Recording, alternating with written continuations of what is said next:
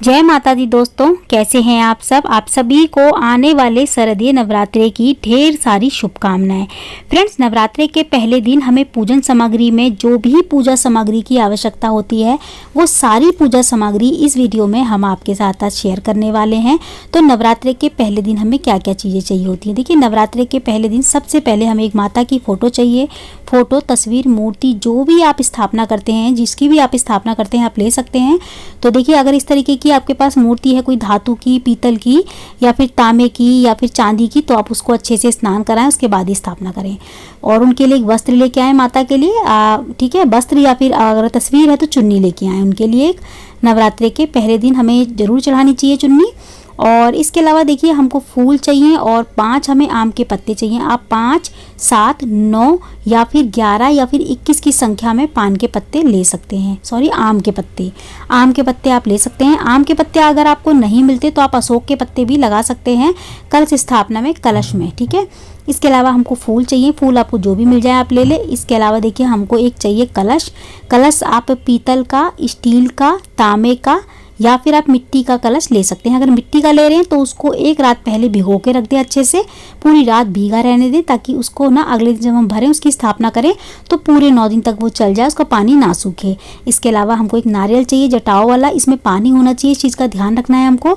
नारियल पे लपेटने के लिए हमें एक चुन्नी चाहिए। चुन्नी अगर आप नहीं लेके आ रहे तो इस पर कलावा भी आप लपेट सकते हैं, लेकिन हमको कलश के, इसके नारियल के ऊपर कुछ ना कुछ लपेटना जरूर होता है, चुन्नी या फिर कलावा। इसके अलावा हमको कुछ पूजा की सामग्री चाहिए। तो देखिए, हमको इत्र चाहिए। माता रानी को जब हम पूजा करते हैं तो उनको इत्र भी चढ़ाते हैं, डेली इत्र लगाते हैं उनके वस्त्रों में। और हमको एक देसी घी का दीपक चाहिए। अगर आप अखंड जोत जला रहे हैं तो बड़ा सा दीपक ले लें, नॉर्मल जोत जला रहे हैं तो आप छोटा दीपक ले लें। इसके अलावा हमको चंदन चाहिए, रोली चाहिए, मोली चाहिए, एक हल्दी की गांठ चाहिए जिसपे हमें कला जो है ना मोली लपेटनी है। ये ना हम गौरी माता की स्थापना करेंगे, गणेश जी के संग हम गौरी माता की भी स्थापना करते हैं। इसके अलावा अगर आप लौंग की जोड़े की माला चढ़ाते हैं माता रानी को, एक लौंग के जोड़े की माला बना लेंगे एक दिन पहले ही। और देखिए, हमको लौंग वगैरह भी चाहिए होती है पूजा के लिए। और यहाँ पे हमको अक्षत चाहिए।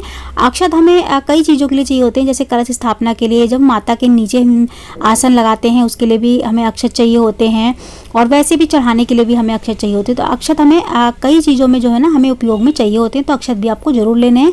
अक्षत जो है ना बिल्कुल साबुत होने चाहिए, टूटे फूटे नहीं होने चाहिए, चीज़ का हमें ध्यान रखना है। इसके अलावा हमको गंगा जल चाहिए कलश स्थापना के लिए। कलश में जो जल डालते हैं सबसे पहले हमें गंगा जल डालना होता है।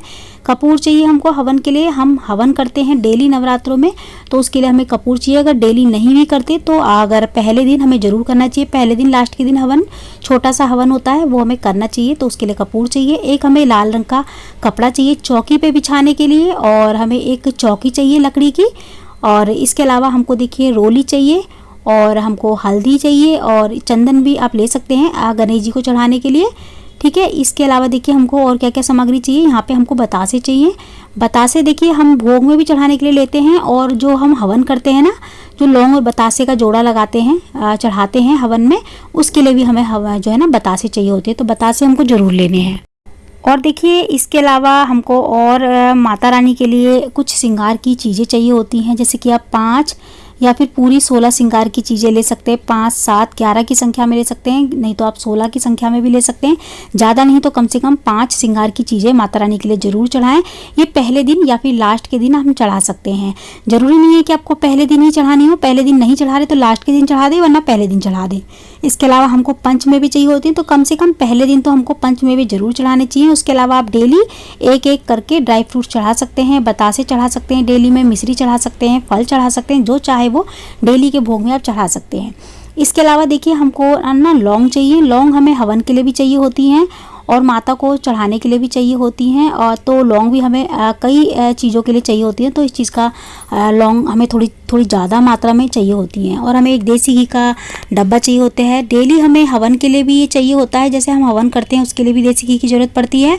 और उसके अलावा हमको, जैसे कि हम जोत जलाते हैं उसके लिए भी चाहिए होती है, अखंड जोत जलाते हैं तो उसके लिए भी चाहिए होती है, डेली हमें डालना होता है, तो हमें अलग ही रखना होता है देसी घी।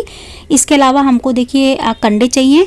कंडे ये गाय के ही होने चाहिए। आपको इस तरीके के ना मार्केट में मिल जाएंगे, नहीं तो अगर आपके घर आसपास कोई गाय वगैरह हो तो वहाँ से लाके गोबर आप घर में भी बना सकते हैं।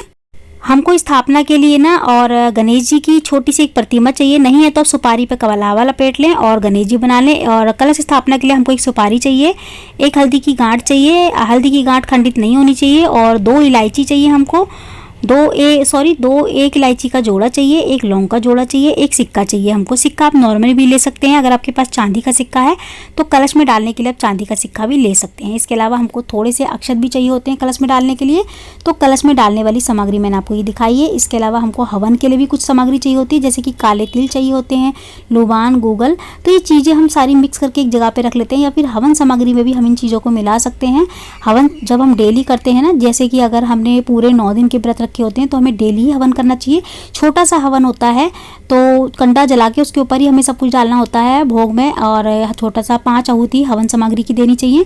इससे घर का वातावरण भी अच्छा होता है, शुद्धि भी हो जाती है घर में, और घर की नेगेटिविटी जितनी भी नेगेटिव होती है ना सब चली जाती है घर में, और बहुत अच्छा वातावरण हो जाता है।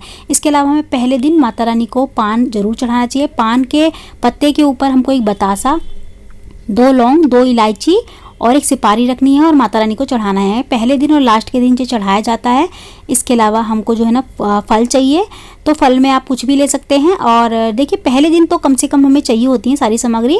उसके बाद हम जो है ना डेली में, जैसे भोग में कभी हमने फल का भोग लगा दिया, बतासे का लगा दिया, कभी किसी दिन मिश्री का भोग लगा दिया, कभी किसी दिन कुछ नहीं है तो खाली चीनी का ही भोग लगा दिया। इस तरीके से हम भोग लगा सकते हैं, ठीक है। और पहले दिन ही हमें चाहिए होती हैं सारी चीज़ें, खास चीज़ें। और इसके अलावा देखिए हमें ज्वारों, तो पहले दिन हम ज्वारे बोते हैं तो उसके लिए एक मिट्टी का बर्तन चाहिए, और मिट्टी चाहिए हमको, और हमको धान चाहिए बोने के लिए।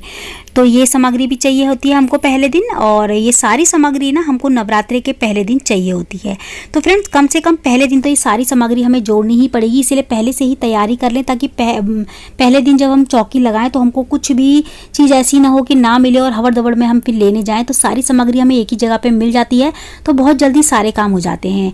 तो फ्रेंड्स अगर आपको इसमें कुछ कम या ज़्यादा लगे तो मुझे कमेंट करके ज़रूर बताइएगा। वैसे सारी सामग्री जो होती है ना नवरात्रों में, वो सारी सामग्री ही मैंने आपके साथ शेयर की है इसमें। फिर भी अगर आपको कुछ इसमें कम लगे, ज़्यादा लगे, या फिर कुछ समझ में ना आया हो तो आप मुझसे कमेंट करके पूछ सकते हैं, मैं आपके हर कमेंट का जवाब दूंगी।